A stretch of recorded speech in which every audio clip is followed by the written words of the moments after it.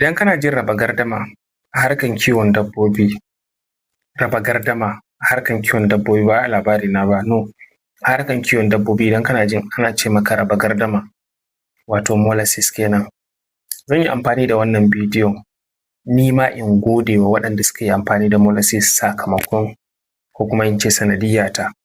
Da yawan dabbobin da za a yi amfani da su a wannan shekara na sallah, da yawan dabbobin da za a ji daɗin namansu a wannan shekara na sallar layya, dabbobi ne waɗanda suka alaƙantu da mu, dabbobi ne waɗanda suka alaƙantu da mu, dabbobi ne waɗanda suka yi amfani da molasses ba wai da sinadaran chemicals a cikin nama ba.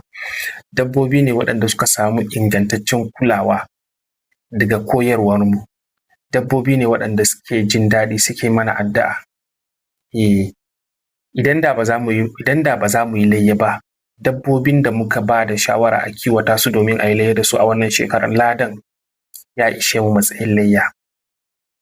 So jama'a, duk wanda yake buƙatan godewa, kuma muna godewa sosai, Allah ya sa a yi layya cikin ƙoshin lafiya. Kada ku manta, molasses raba gardama ne, cikin ɗan ƙanƙanin lokaci zai baka sakamakon da baka yi tsammani ba. Duniya gaba ɗaya tana amfani da shi, in dai a gidan gona ne, duniya gaba ɗaya suna amfani da shi.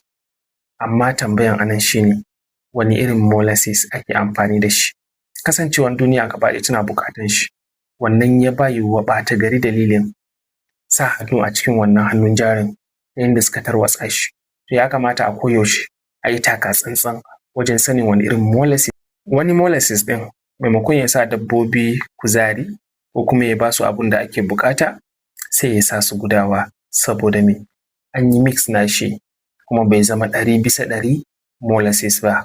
Wannan dalilin ya sa dabbobi da yawa suna cutuwa maimakon amfanuwan shi. Kairoji Agro Nigeria Limited ta ɗauki wannan mataki na rashin mix, na rashin cakuɗa molasses nata, ta gwammaci ta sayar da shi komin tsadan shi ga masu saya, saboda ganin amfanin shi a cikin lokacin da suke buƙata. Idan kuna buƙatan molasses daga Kairoji Agro Nigeria Limited, akwai number mu a profile ko kuma a comment section. Za ku iya ɗauka ku mana magana kai tsaye domin samar muku da molasses naku a duk inda kuke. Bara mu sa price a comment section ko kuma mu faɗa muku price haka ba, saboda ingancin kaya. Wani zai ɗauki farashin ka ya je ya sa wa kayan shi, alhali kuma ingancin naka da nashi ba ɗaya ba ne. So wannan dalilin shi ne ya sa ba ma sa price.